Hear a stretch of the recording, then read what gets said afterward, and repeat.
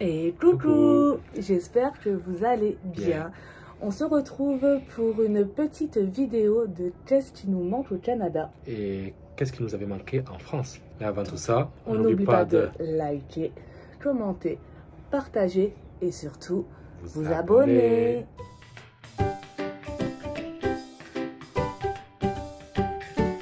Bienvenue sur la chaîne Yaya et Maman.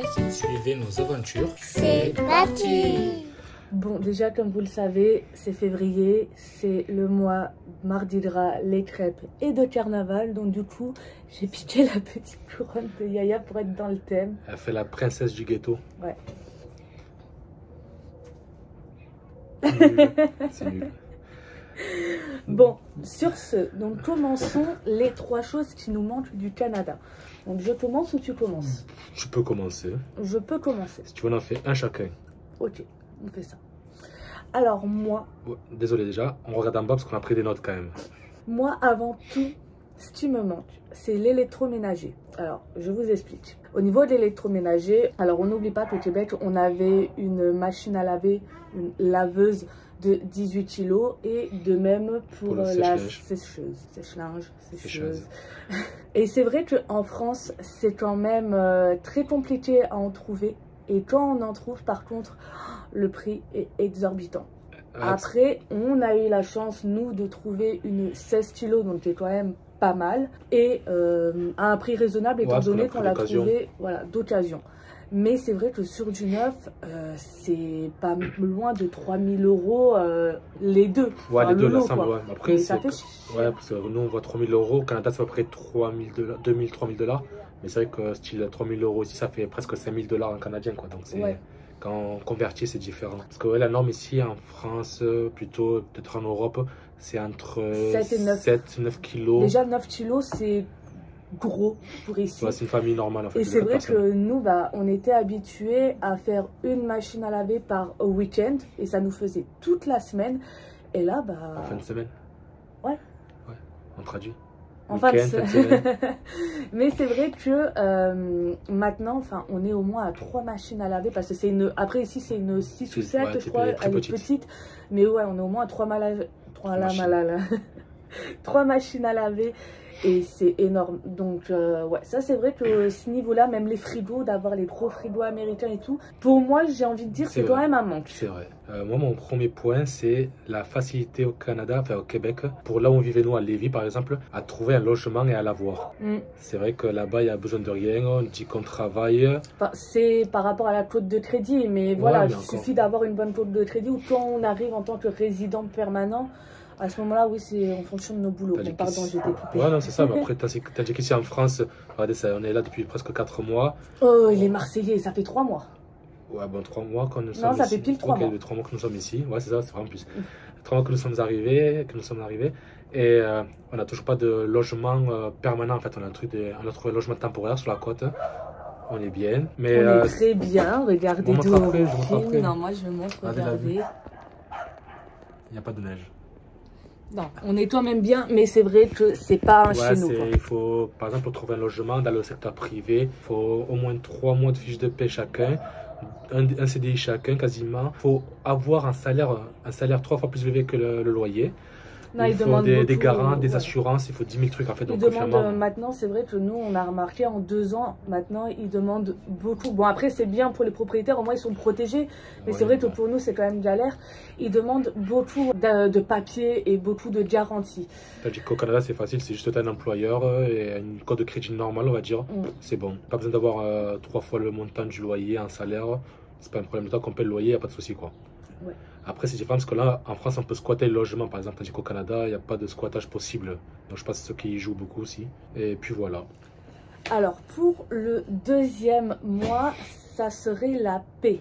Alors, quand je dis la paie, la paie, on dit. La oui, paie. le bulletin de paie, sinon c'est une paye. Oui, bon, l'argent, la monnaie. Alors, ça va pas être sur le montant, parce qu'au niveau du montant, pour moi, je trouve que on n'est pas si gagnant de ça. Du coup, je coupe 30 secondes, parce que c'est moi aussi mon numéro 2 à moi aussi. Donc, on s'associe pour cette réponse. Bon bah voilà. Mais pour moi la paie en fait c'était on va dire les périodes de paie. Moi par exemple j'étais payée à la semaine. Moi aussi. Toi aussi, enfin sur le premier emploi tu étais aux 2 semaines et sur le deuxième tu étais à la semaine. Et c'est vrai qu'on a une meilleure gestion des budget. Après, on va pas se mentir quand même, depuis qu'on est revenu, donc moi ça fait 3 mois que je suis à l'emploi, et même si on est payé, enfin je du coup suis payé tous les 28 du mois, on arrive à s'en sortir. Voilà, c'est de diviser la paie en plusieurs fois, comme si on était payé aux 2 semaines, on va dire. C'est ça, en fait c'est début de mois, j'ai tous les prélèvements qui passent, et après le reste on se le divise à la semaine. En fait c'est vrai qu'on a pris un rythme quand même de gestion. Pour le gérer en fait, donc, sinon on a tendance à trop gaspiller trop rapidement et galérer à la fin du mois, parce qu'on faisait avant. Mais maintenant, ce mode de gestion-là, c'est plus pratique, on va dire. C'est ça. Mais c'est vrai que quand même, recevoir la paie aux 2 semaines ou à la semaine... Moi, je trouve ça un avantage. Ouais, c'est quand même avantageux. Mais comme j'ai vu certaines informations qu'en France, ils commencent à développer ça aussi dans des grandes sociétés. Et ils commencent à payer aux 2 semaines maintenant aussi. Donc, s'il faut, ça va venir avec un peu de retard comparé à là-bas.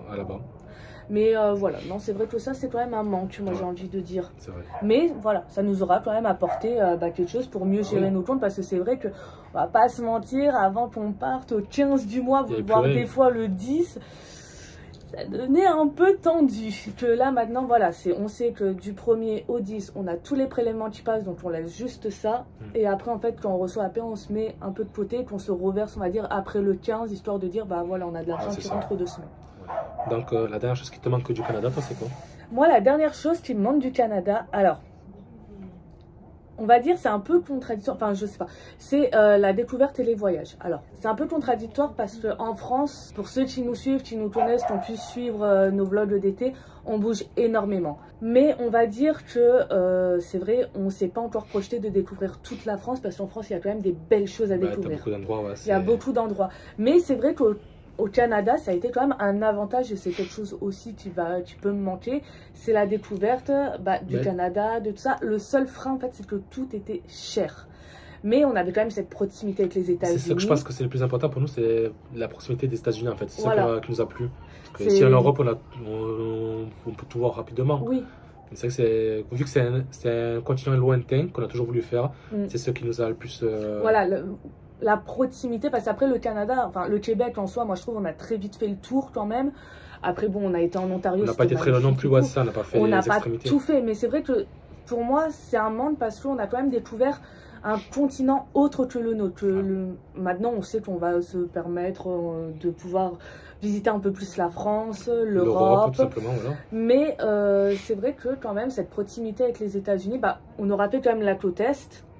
Mais on n'a pas eu le temps de faire la côte ouest, donc on sait que bon, on va faire une petite cagnotte. Donc n'hésitez pas à nous suivre, liker, commenter, hein, merci. J'ai trop influencé la pauvre. Et toi? Ben moi, c'est tout ce qui est les fêtes et les événements nord-américains, qui sont plus amplifiés qu'en France. Par exemple, tout ce qui est Halloween, Noël, même les fêtes de quartier, tout, c'est extravagant. La Saint-Valentin. La Saint-Valentin, c'est vraiment... Ils mettent les décors 3 mois en avance, c'est beaucoup... Ouais, je sais pas comment expliquer, mais c'est plus amplifié qu'en France. Par exemple, ils sont plus démonstratifs. Démonstratifs, voilà, vous avez pu voir nos vidéos de Noël, par exemple d'Halloween. C'est tout le monde dans les rues, tout le monde décore, c'est magnifique. Tandis qu'en France, ça se perd de plus en plus, malheureusement. Alors, ça se perd, oui et non. Parce que j'ai envie de dire, quand même, là, quand on est rentré... C'est vrai que Noël, on a pu voir quand même des maisons plus décorées par rapport à il y a 2 ans, enfin maintenant presque 3 ans de quand on est parti. Il y a des phases en fait, j'ai l'impression en France, c'est ça. Et puis c'est surtout que là, par exemple, nous dans notre ville, ils organisent un concours de la maison la mieux décorée. Donc c'est vrai que cette année, on a été étonnés, apparemment c'était la 2e année qu'ils le faisaient, mais du coup on pouvait voir des bêtes de décor. On était là en mode waouh, on se croirait limite en Amérique. Donc ça revient quand même. Mais c'est vrai que bon, Halloween et tout ça, on l'a pas encore revêtu. Ouais, mais par exemple, et compagnie, c'est Black Friday, Black Friday et compagnie. Il y a plein d'événements qui sont plus médiatisés, on va dire, et plus amplifiés. Voilà, c'est là-bas, ce que j'ai bien aimé, Après, c'est vrai, la Saint-Valentin, par exemple, ici aussi, bon, on s'offre un cadeau de Saint-Valentin, pur cœur, je t'aime. Mais c'est vrai qu'au Québec, c'est quand même... Avouez-le, c'est commercial. Oui, mais c'est ce que je dis. Ici, c'est vraiment commercial, mais c'est vrai qu'au Québec, on voyait, c'était décoré, c'était quand même un peu plus démonstratif. Et voilà. Je sais pas si vous avez déjà vu ça une fois, l'image de... c'était un fleuriste qui avait marqué sur un panneau publicitaire: un bouquet acheté pour votre femme, le deuxième pour votre maîtresse à moitié prix. Et tu l'as fait? Non. Bref, passons aux choses sérieuses. Les choses qui nous avaient manqué en France. Alors, je sais qu'il y a beaucoup de gens en ce moment qui rentrent en contact avec nous suite à notre retour en France et qui nous demandent du coup est-ce qu'on regrette ou pas et qu'est-ce qu'on retrouve en France surtout qui nous avait manqué. Donc c'est vrai que ça va pouvoir un petit peu plus après, c'est pour les éclairer. Mais après, bon, c'est propre à nous. Hein. On va vous dire la vérité. Enfin, pour mon côté à moi, après je sais pas pour elle si c'est vrai ou si c'est pareil ou quoi. On a réfléchi aux réponses qu'on allait donner pour cette vidéo. J'ai beaucoup galéré à trouver les 3 choses qui manquaient au Canada. Mais pour la France, j'avais tellement de choses à dire, mais on a dû trier en fait aux 3 principaux. Ouais, mais alors moi, personnellement, je vais le dire, hein, depuis qu'on est rentré en France, c'est une bouffée d'air frais pour moi.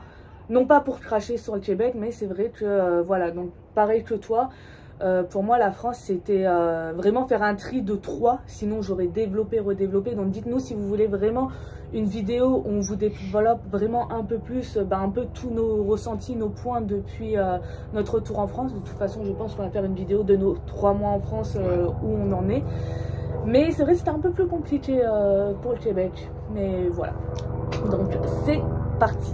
Tu commences? On attend que l'hélicoptère passe. L'hélicoptère est passé. Hélicoptère. Bref, c'était nul. Ouais. Alors, en France, je commence ou tu commences? Tu commences. Je commence.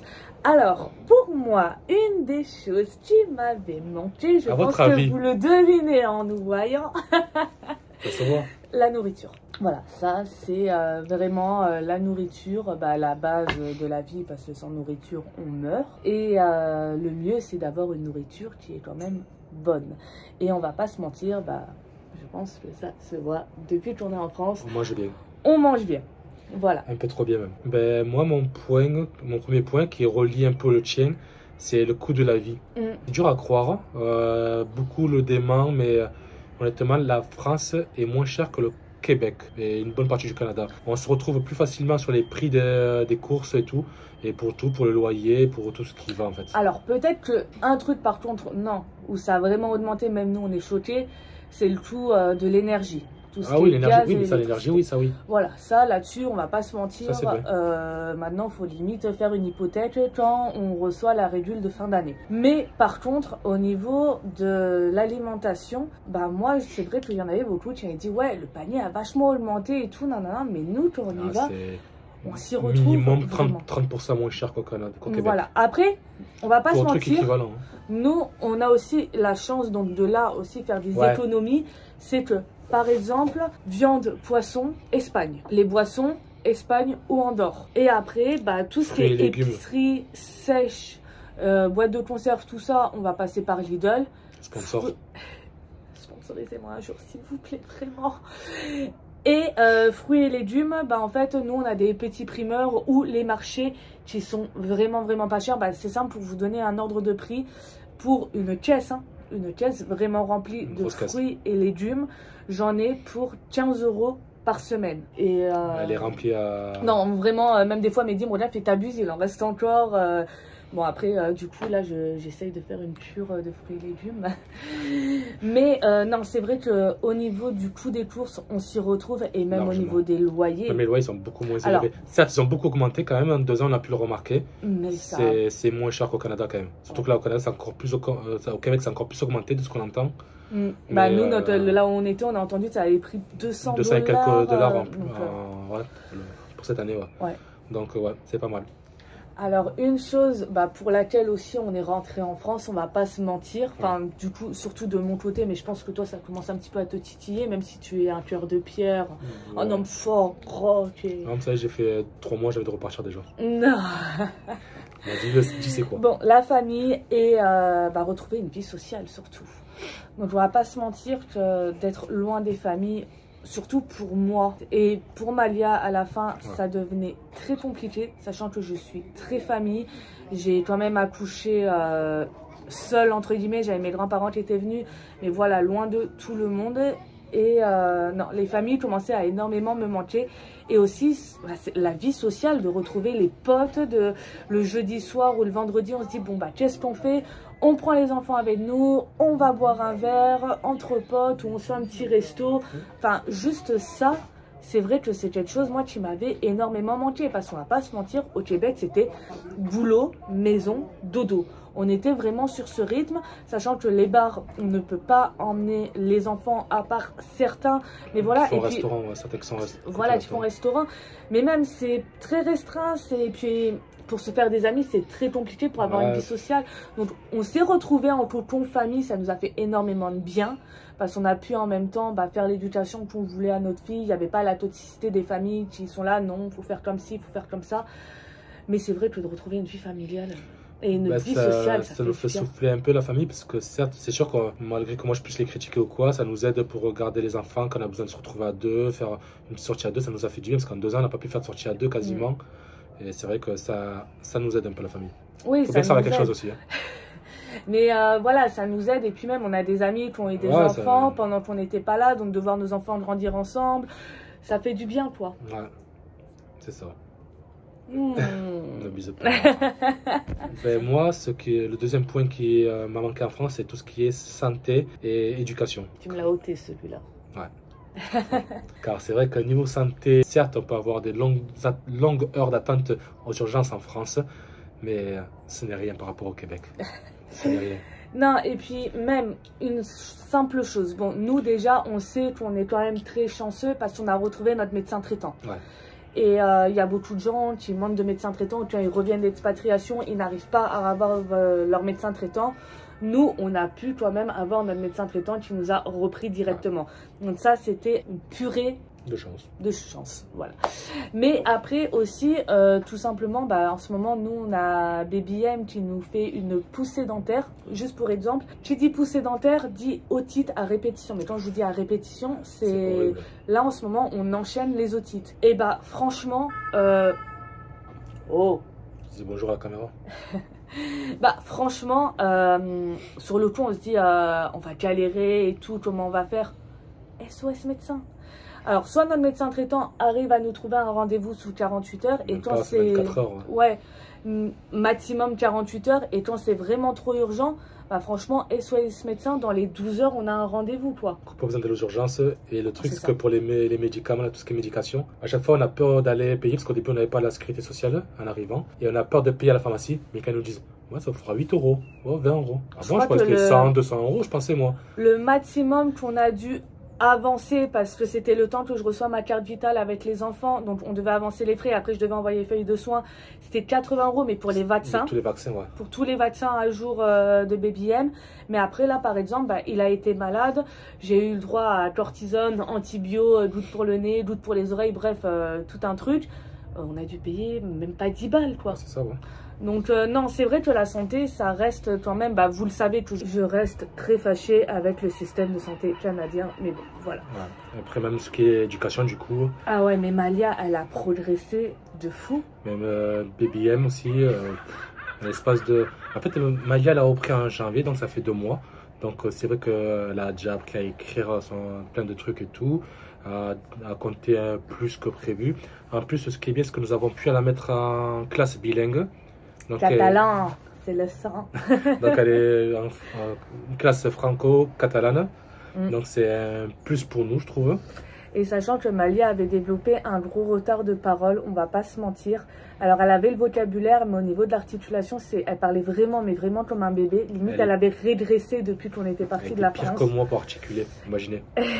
Et on a fait un bilan orthophonique et il s'avère que finalement, avec son retour en France et le fait qu'elle soit scolarisée en plus dans une classe bilingue, elle n'a pas besoin pour le moment... Non, finalement, touche du bois...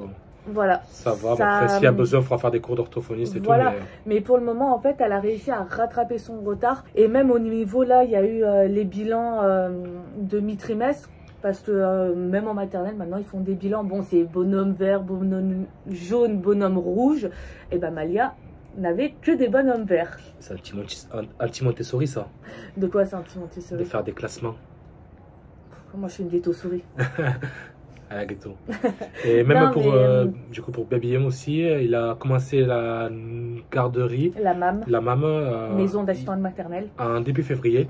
Et les progrès qu'il a fait, c'est un truc de fou. En fait, comme on en parlait, il y a tout juste ce matin, entre nous, Je lui disais, je regardais des vidéos de quand on était arrivé de Baby M et il avait 11 mois. Et je lui disais, mais à 11 mois par rapport à sa soeur, déjà il faisait très bébé. Après tout le monde me disait, il faut pas comparer les enfants, c'est sûr. Et puis c'est un garçon, il est plus feignant qu'une fille. Mais par contre, je me choque que non, quand même à 11 mois, il faisait vraiment bébé. Enfin quand je vous dis bébé, c'était vraiment... un poupon. Un poupon. Il ne bougeait pas, il commençait le 4 pattes. Il levait même pas son biberon pour voilà, manger. Il levait même pas son biberon.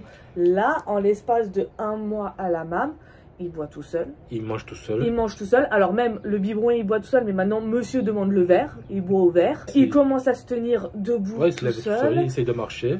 Même niveau motricité, tout ça. Enfin, il y a eu un développement de fou. En l'espace d'1 mois, on est passé de poupon à vraiment... bébé, petit garçon de plus d'1 an, quoi. Donc ça, c'est merveilleux. Et voilà, non, c'est vrai qu'au niveau de l'éducation, alors on ne crache pas sur l'éducation du Québec parce qu'on n'a pas pu vraiment voir. Nous, ça a été vraiment l'éducation bas âge, mais comme on vous avait déjà dit précédemment, commencer le système scolaire à 5 ans, pour nous, ça fait quand même tard. On avait vu que Malia avait énormément de retard. Après, bon, pas bien nous, on est des mauvais parents, mais on lui faisait l'école à la maison. On lui faisait suivre le rythme scolaire de France avec des cahiers de vacances français à la maison, mais c'était un mal pour un bien parce qu'aujourd'hui, bah... Elle a rattrapé son retard. Voilà. Et après, ça reste que notre opinion à nous, c'est rien que pour nous. Il y a d'autres parents, c'est différent. Ils préfèrent le système québécois, mais c'est notre avis à nous. C'est ce qu'on dit, ça, c'est pour notre vie à nous, c'est notre chaîne, c'est notre vie. C'est nous et c'est tout. Nous sommes égoïstes, on pense qu'à nous. Non, mais voilà, faut bien penser que voilà, c'est à chaque fois quand on fait des vidéos comme ça, c'est vraiment notre ressenti à nous et chacun est libre de penser. Par rapport à notre propre vie, c'est... Par rapport à nos expériences, notre vie, chacun est libre de penser différemment. Mais si vous nous suivez, que vous nous regardez, c'est que ça vous intéresse un minimum, sinon... quittez la vidéo. Du coup, voilà. Et du coup, le dernier point. Alors, pour moi, mon dernier point, c'était le travail. Alors, il faut savoir que moi, j'ai eu la chance de retrouver mon ancien travail d'avant qu'on parte. Et j'aime énormément ce travail. Donc, je suis médiatrice sociale dans une association et je fais des permanences dans des maisons de quartier, donc dans des quartiers prioritaires de la ville où nous habitons, du sud de la France. Et c'est vrai que j'avais quitté quand même ce boulot à contre-cœur. Enfin, à contre-cœur, on se l'entend, c'est parce que je suivais mon cher et tendre amour à l'autre bout du monde. Mais c'est vrai que j'ai eu la chance de pouvoir être reprise et j'aime énormément ce travail. Et pour moi, c'est vraiment un confort de vie de me lever le matin, de retrouver mes collègues, qui étaient aussi mes anciennes collègues, comme il y en a aussi des nouvelles, mais de retrouver ce lien que j'avais. Je suis restée en plus en contact avec elle quand j'étais au Canada, donc on a vraiment créé des liens. Et voilà, c'est vrai que pour moi, après, il y a des gens, voilà, malheureusement, ils se plaisent pas dans leur boulot ou quoi, mais c'est pas comme au Canada. Ou au Canada, alors je me plaisais dans mon travail. En soi, au Canada, j'étais intervenante communautaire en santé mentale, donc je m'occupais de personnes qui avaient des troubles santé mentale. J'adorais mon travail avec les usagers, avec les bénéficiaires, comme ils disent là-bas, mais j'adorais mon travail vraiment en lien avec ces gens-là. J'ai appris en plus le handicap, parce que le social handicap en France, je l'ai jamais touché, j'étais même craintive de ça. Mais par contre, au niveau, on va dire hiérarchique, bureau... En fait, tu te plaisais au niveau usager, mais pas au niveau cadre, enfin au niveau de la structure en fait. Voilà, au niveau de la structure, j'avais beaucoup de mal déjà. On va pas se mentir, c'est pas méchant, mais entre l'entente français-québécois, si tu vas pas dans leur sens, si tu ne commences pas à avoir la mentalité comme eux, qui nous était une mentalité qui collait pas avec nous, t'as du mal. Et la preuve, à la fin, on me demandait de m'occuper des plantes et non pas des usagers. Mais voilà, donc c'est vrai qu'à la fin, j'y allais, je me plaisais dans mon boulot en soi, dans le rôle que j'avais. Au niveau de la en fait. Ouais, au niveau de la structure, ça m'allait pas. Donc c'est vrai que là, retrouver un boulot dans lequel... sachant que toi, t'aimes bien aider ton second, en fait, aider les gens. Ah bah oui, dans mais en fait, eux, c'est plus les chiffres qui comptent, c'est pas plus aider les personnes. Ouais, et puis même, c'était le fait que, voilà, on était en santé mentale, mais la santé mentale est vue différemment entre le Québec et la France. Les approches avec les usagers, tout ça, c'est tellement différent. Et moi, libre à moi-même, quand même, je faisais un peu, comme je suis quand même dans le social depuis 8 ans maintenant. Et bref, ça collait pas. Donc c'est vrai que là, d'avoir retrouvé mon boulot, mon cadre, mes collègues, je vous aime énormément les copines si vous me regardez. Mais voilà. Tu n'auras pas de prime, hein? Non, j'aurais pas de prime, mais non, enfin, malgré tout, même toi, tu le vois, quand je me lève, et même quand je rentre, je suis moins chiante qu'au Canada quand même. T'avais quelque chose à rajouter? Ben, mon dernier point. Ah, on l'a pas dit, oui. Oui, tout simplement. Ben non, déjà, j'ai un autre truc à dire avant ça. Niveau travail, s'il y a des recruteurs qui passent par là, qui cherchent un employé dans le sud de la France, au secteur de Perpignan, je peux faire tout ce que vous voulez tant que j'ai une formation. Parce que je galère à trouver quand même. C'est vrai qu'on a une très belle région. Les Pyrénées, pour moi, c'est une des plus belles régions de France. On a la proximité avec l'Espagne, la plage, la montagne. On a tout ce qu'on veut, mais on n'a pas le travail. Après, c'est vrai qu'on va pas se mentir aussi, ce qui est compliqué, c'est que tu étais moi, j'étais chef d'entreprise. Voilà, tu étais chef d'entreprise, donc ça devient un petit peu compliqué. De revenir au salarial. Voilà. Mais bon, au cas où, vous savez que... Il y a un employé qui peut être disponible de suite. Bref. Au niveau du... Troisième point, ouais, et dernier point. Je sais que t'allais dire ça, je t'ai devancé. Ben, c'est tout simplement, comment vous dire, nous sommes le 1er mars. Ça s'est couvert quand même. Regardez, je fais un gros plan, excusez-moi. 1er mars, t-shirt, plage. Il doit faire pas loin de 17 degrés, 18 degrés. Mais voilà quoi, pas de neige, pas de tempête. Et il faut savoir qu'il y a 2 jours, il faisait 21 degrés, grand soleil, on crevait de chaud. On a passé Noël sous le soleil encore en t-shirt.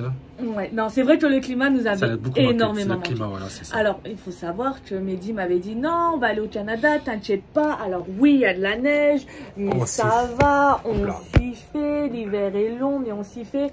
Premier hiver, c'était hyper marrant, c'était bien, c'était la côte découverte. Deuxième hiver, ça commençait à être long et tout ça, même moi j'étais rentrée en France avant la fin. Troisième hiver, bah cette année, on rentre avant. On rentre en France. Et en plus on a fait de la bien fait parce qu'apparemment cet hiver il est très neigeux. Ouais, là quand on a les retours et quand on voit ce qui se passe, c'est vrai que c'est très compliqué. Donc ouais, on est bien aussi dans le sud. Ah, c'est vrai que toi et là, en vrai, il n'y a pas de nuages tout à l'heure. Ça c'est parce qu'après on est en front de mer, donc les entrées maritimes. Mais le climat ça y joue beaucoup, surtout que je suis un gars, surtout moi, je suis né ici, j'ai toujours vécu au soleil. Ça se voit avec mon thème basané. Mais non, c'est juste le terme arabe. Aussi. Donc voilà, je suis habitué au soleil, quoi, en gros. Oui, voilà, oui. Oui, t'es un gars du soleil, du désert.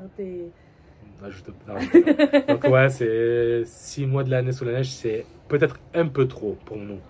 Ouais. Et si on veut la neige, on fait 1h30 de route, on a la montagne à côté. C'est surtout ça, c'est que si on a besoin de voir la neige, on a juste à prendre la voiture, 1h30 de route et on y est. Donc non, c'est vrai que le climat... Après, c'est marrant parce que quand on voit nos collègues qui sont là, eux, avec les doudounes, des fois, ils ont froid et tout. Ouais, moi, voilà, par exemple, j'ai un sweat là aujourd'hui. Pour les premiers qui nous ont suivis, les premières vidéos, vous avez pu voir qu'elle était très frileuse à l'époque. Hein. Mais maintenant, en vrai, je vis super bien la tramontane. Parce que c'est vrai que quand on a des souffles de tramontane, il fait frais. Ouais, le défaut, c'est le vent ici, on va dire. Voilà, mais c'est vrai que je supporte beaucoup mieux le froid ici. Et même à chaque fois, maintenant, c'est moi les gens qui se foutaient de ma gueule en disant ah, t'as tout le temps froid. Je suis là en mode non, mais les gars, vous êtes sérieux là, mais il fait bon. Non, c'est vrai que le climat nous avait énormément manqué. Même nos enfants. Alors bon, Malia, elle avait déjà des couleurs, mais on l'a trouvée blanche par rapport à avant, parce que Malia a toujours eu un teint quand même assez... Bah, elle est plus foncée que nous, oui, assez prononcée. Elle a le teint de ta mère en fait. Voilà, mais c'est vrai que Malia était trop blanche entre guillemets pour nous au Québec, et là elle retrouve bon son teint. Et BBM qui était translucide. Ah ouais, lui il était transparent, il était blanc comme neige, hein, il est né un jour de tempête de neige. BBM.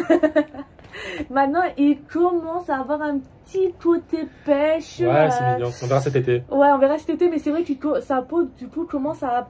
Pour toi, elle l'expose pas spécialement. Ouais, mais bon. Et ça aussi, parce que même lui, il est né en plein hiver au Canada et tout. Après, je sais pas si ça y joue vraiment, mais il a toujours chaud. Même ici en hiver, il est toujours à moitié à poil.